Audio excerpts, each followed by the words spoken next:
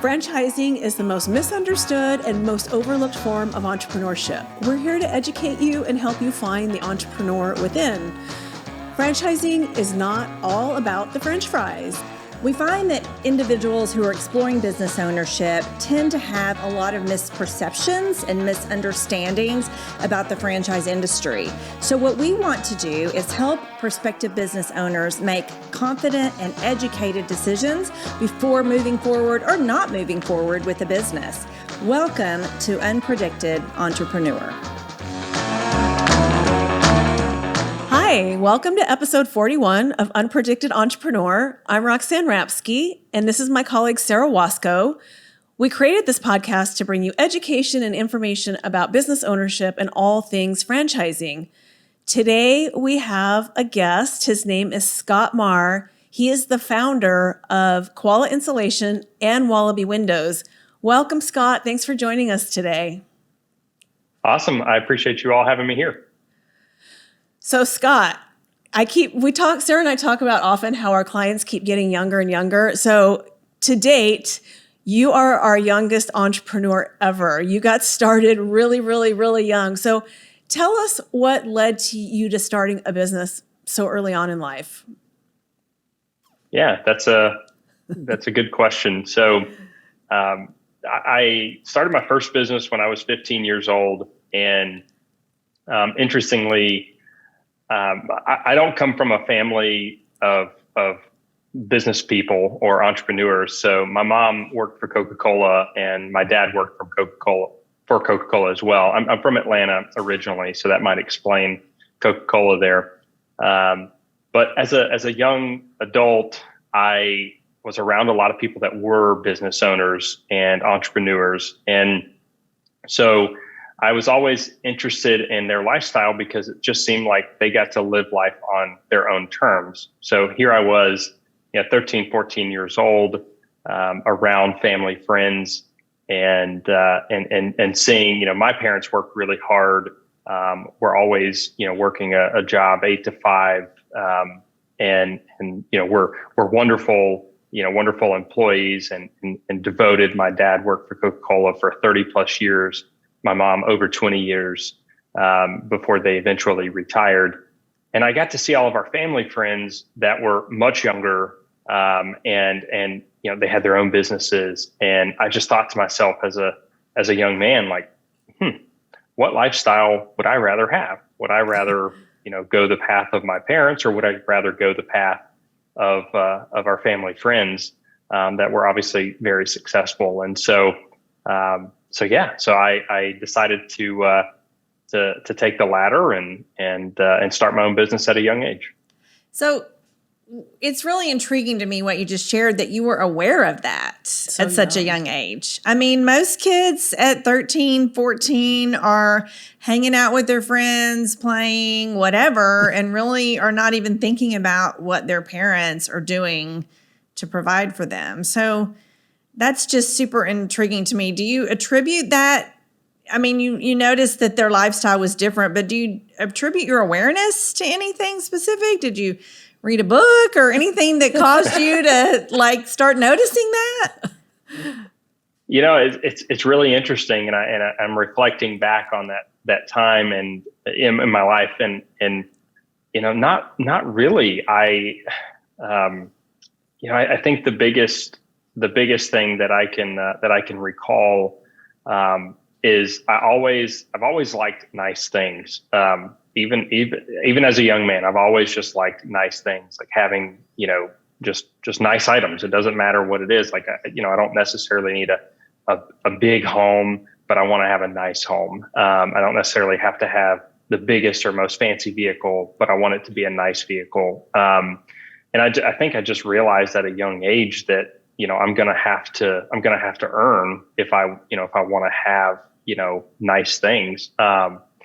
And I think my upbringing probably had a lot to do with it. I grew up in a middle class family, so my dad, both my parents were amazingly hard workers. So my my dad was a mechanic at Coca-Cola at the bottling factory. So he worked long hours. He worked holidays and weekends and nights and basically anytime they need him. Again, he was a very devoted employee. And my mom was on the marketing side at Coca-Cola. So I kind of had both sides, right? Like the mechanical aptitude, but then I also had the visionary and the branding and messaging and things like that. So I know I'm straying away from the question a little bit here, but yeah, I think that's what I attribute it to. You also said they were very thrifty. You made that comment when you and I were speaking, and that you were able to take vacations and do things because they were so thrifty and they budgeted well. But that also rubbed off on you, and you're thrifty, and you saved up money to start your business. So tell us a little bit about what you did and how you started your business, and then we'll go from and what you started. Sure. Yeah. So my parents were very thrifty. My mom was adopted. My dad grew up very poor. So naturally, they both were on the same page about saving for everything, for college, for whenever it was time to buy a new vehicle, they would save up and pay cash for it rather than financing it, and so on and so forth. And so I grew up, in that, obviously. And so when I was younger than 15, I started my first business when I was in high school, and the business was pretty simple, right? So I had a wholesale account with a company that I would buy truck parts from. And all of my buddies, so I'm from Atlanta. I kind of lived out in the country as a kid, and so all of my buddies would lift their truck. They wanted to have big wheels and tires and all that good stuff. And so I got the wholesale account. My mom was nice enough to help me get a sales tax number and a business license and things like that. So I started that. I would essentially buy the products for my buddies at wholesale, put a small markup on them. And I was thrifty, so I saved my money. And then in addition to that, one of our family friends owned a motorcycle dealership, and it was actually a franchised dealership.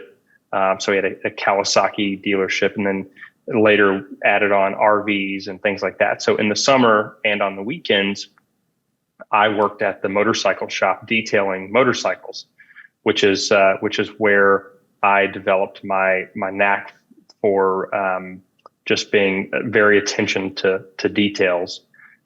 People that had Harley, there's a lot of chrome and different things, are very particular about their motorcycles, about their toys. And so quickly got accustomed to doing very high quality work, and I just saved my money. I did that over the course of a couple of years, and I was also into vehicles, so I would, buy a vehicle. My parents were nice enough to put it in their name. I'd buy a vehicle, I'd see a good deal on it, and then I would sell it for a small profit. And I was just saving my money all along the way. And so whenever I was 15, I had a buddy that his dad sold pressure washer parts and equipment, and he convinced me that pressure washing was a wonderful business and that I could make so much money if I would just buy a pressure washer and become a pressure washing guy. So we started a pressure washing business together. It was technically my business, but he was 16, so he had a driver's license. He drove the truck around. I bought the truck and the trailer, and my dad and I would put the equipment on it. I do have to give credit to my dad because he did help me buy my first pressure washer. I didn't have all the money for everything. And I started my first business doing that. And we were the guys that would come around and wash your car or your motorcycle or RV at your home or at your office. So mobile detailing, nothing special. And then that evolved over the next year. By that point, I was 16, had a driver's license. That evolved, and I started doing general pressure washing. So this was in 2006, early 2007. I got into doing new construction pressure washing. So I would pressure wash driveways and the exteriors of new construction homes. And so I got really busy doing that. We did a great job, and I ended up hiring a couple of high school buddies. We would do it in the evenings and on the weekends. And, so that was that. And then it just kept evolving over time. I got involved in the niche of mobile fleet washing, because one of our customers that we would go and wash their personally owned vehicles, they also had a fleet of refrigerated box trucks. And they were in the produce business. So they sold fresh produce at the farmer's market there in Atlanta. And it was a pretty sizable company. They had about 25 or so big rigs. And me, here I am. I think at that point I was probably 17 years old. I'm thinking, wow, like I'm just seeing dollar signs, right? So thinking, wow, I wonder how much I could make detailing, and washing trucks. And so over a period of maybe a few weeks or so, I ended up earning their business for their commercial vehicles. And then that expanded into what is known today as Fleet Clean USA, mobile truck washing company. Started as an all corporate company. And then we segued into franchising several years after being in that business. Okay. So this business that you started at 16, 17, this fleet cleaning business is still in business today. Are you still the owner? No, I'm not the owner of that business. It is still in business today. I'd been in the pressure washing business for a long time at that point, was really ready to switch gears, wanted to do something a little bit different. So I ended up selling that business back in 2018 to the largest competitor in that space. Basically, it has since I sold it to them, it has grown pretty significantly, actually, and it's still operating today. That's amazing. I mean, most people at 16, 17 are out, kind of to my point earlier, not thinking about business and innovation. They're really thinking about partying and What's the next party? Yeah. When's the next party? What can I do with my friends? So that's just very, very impressive. So, well, and just to recap, because you didn't give your age. So you were 13 when you started this wholesaling business, right? So you really started when you were 13 and you saved your money in business for yourself, getting all these little gigs, and then bought your truck when you were 15 and had to have somebody drive you around. Mm-hmm. And so now you've got this big business that you franchised, you sell it to private equity, right? Mm-hmm. You had this event.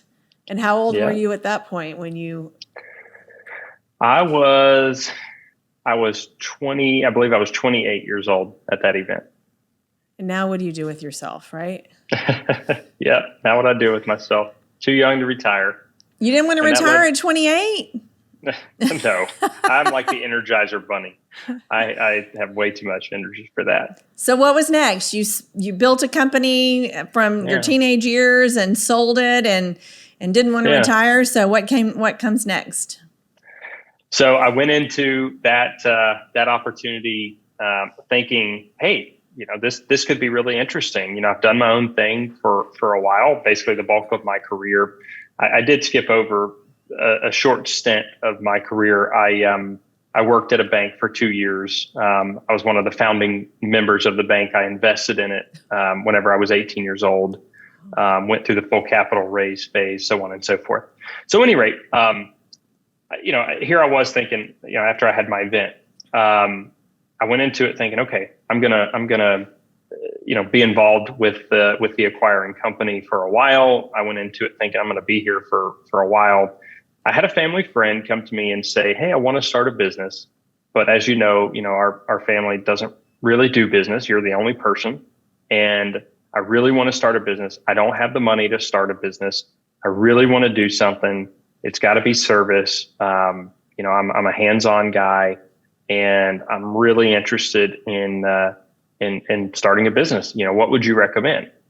And I said, look, I'm very open, very interested to helping you. I love business. I have a knack for business. I found a lot of joy in business and what I've done over my career. So of course, having the opportunity to help someone else was really cool. So anyway, we ended up landing on, we looked at several different things. We ended up landing on installation installation.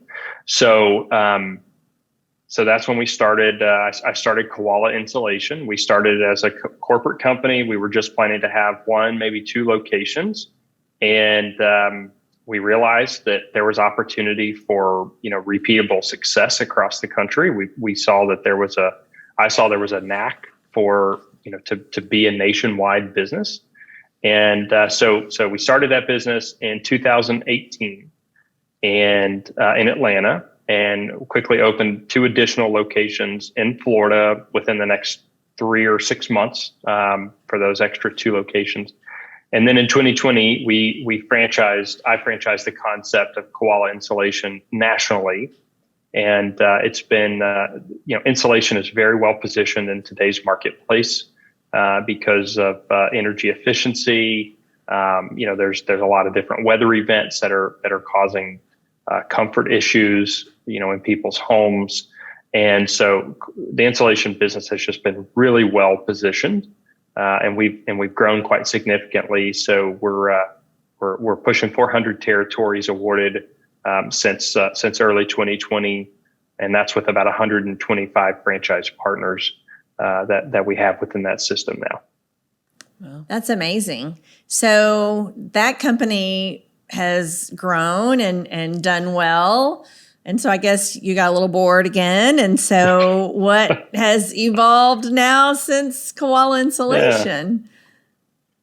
Yeah. So just continuing on with the building envelope, we've had a lot of customers requesting, windows and doors. So naturally, when people are interested in insulation, they're interested in insulation because of really two things. Number one is they're either uncomfortable in their home, and secondly, and followed by, and my energy bills are too high, or vice versa. They say my energy bills are too high and I'm uncomfortable in my home. And so, but we also had people that said, also my windows, do you guys do windows, or do you know someone that you could refer me to for windows? And so we've been hearing this over the last, basically since the inception of Koala. And then just looking at the competitive landscape for a national window and door, replacement provider, there's really pretty limited competition similar to that of insulation. Windows and doors, though, straddle the line of a need and a want because it's something that does enhance curb appeal. So just continuing on with that same thesis of energy, conservation, improving comfort, and with windows now style. We launched Wallaby Windows. We launched that business, and it was just an idea in 2021, and it became a reality in late 2021. We launched our first location in January of 22, and we've launched we were in the flagship location during all of 22, and we just started offering that opportunity available to prospective franchise partners that are looking for the next big thing in franchising. So I want to back up for a minute because we skipped over this, and I think it's important to point it out. Going back to when you were 28 and you had sold your fleet washing business, you had some thoughts about, what if I just got lucky? What if I can't do this again? And so I think some of that was questioning yourself and wanting to prove that maybe you could do it again. So I don't know if that might have all happened before this family member came to you, but I think that was probably a blessing in disguise that this person came to you as well.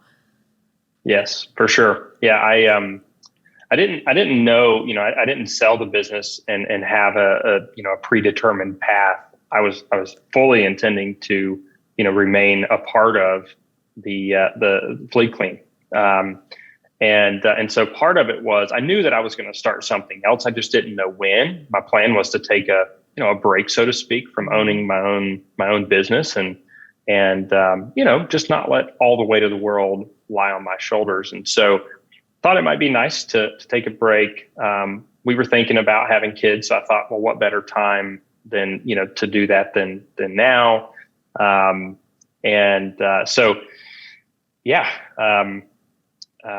just decided, hey, I wonder if I got lucky on that first business. I wonder if maybe I just kind of grew up in that area. Maybe I was in the right place at the right time. Maybe I just got lucky. Maybe it was just an interesting concept and a good concept in a fragmented space. And so part of my desire to start Koala, it was really, I told myself and I told my family, like, hey, this will probably be the last business that I start myself. That probably going to plan to start this business, and build this business up, and then we'll figure out, what the trajectory, looks like thereafter. And so yeah, it's been a lot of fun though.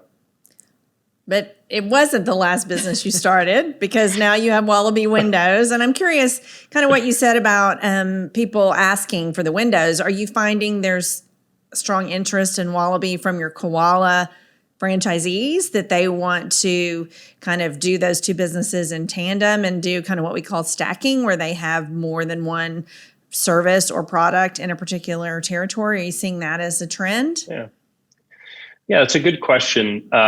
So we do have a lot of Koala franchise partners that are interested in Wallaby windows, which is awesome, and that's really the best validation that we can ask for, right? As a franchisor, we do pride ourselves on good support and being a good partner in business. So that's good to that's good to see and hear from those folks. Koala is still a very nascent business at this point. Our average franchise partner has only been in business for about 16 months today. So we don't want to get too ahead of our skis as it relates to, having folks have multiple businesses that they're trying to juggle.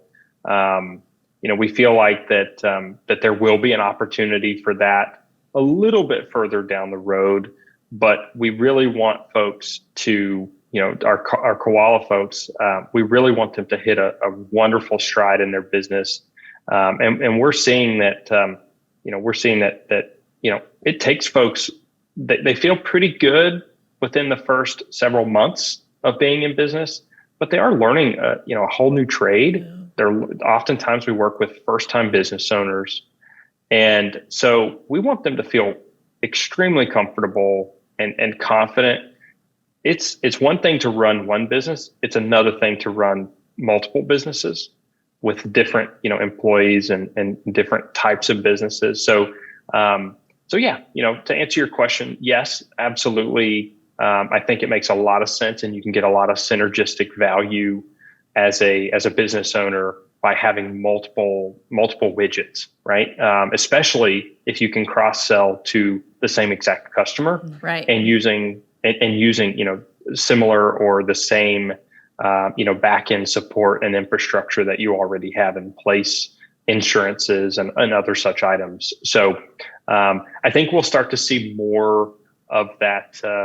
Let's call it an attachment, right? I think we'll start to see more of an attachment between a franchise partner that is a single brand owner versus a multi-brand owner, just as we continue to build brands and introduce additional brands here in the future.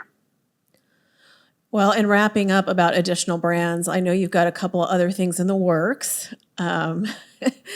So stay tuned. Maybe that's another episode. Yeah. But kind of summing this all up, I'm sure people see you and they have questions for you. They see what you've been able to do. When somebody comes to you and asks for mentoring or has questions for you, I guess I want to know, what would be your biggest piece of advice you would give to somebody that wanted to follow in your steps and be an entrepreneur?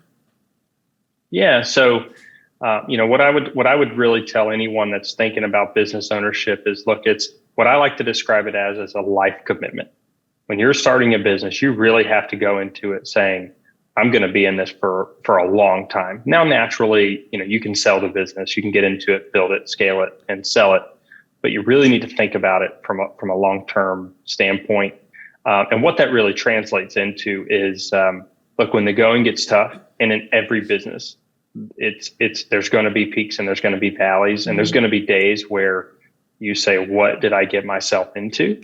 And that's yes. At every single level. So when the going gets tough, you just have to keep pushing.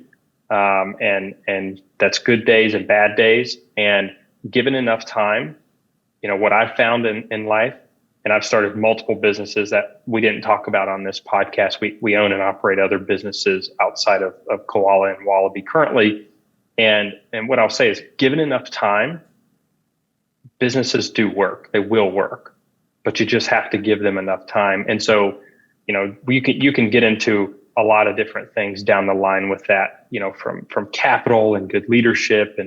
And so obviously going into business and having the right capital structure is extremely important. And then, the other big piece that I would say is surround yourself with good people. I come from a family where, I don't have business owners to call on within my family and say, hey, what do you think I should do in this instance? Or I'm having this trouble, or I'm having a bad day, let's talk about it. So, you can get some negativity, especially around the holidays and whatnot. People, you say, hey, I'm interested in starting a business, and they're going to be negative. And you just don't really need that in your life, right? You need folks that are going to support you. You need folks that are going to be the voice of reason. It's not always puppies and rainbows. So it's not a bad thing for people to have real talk.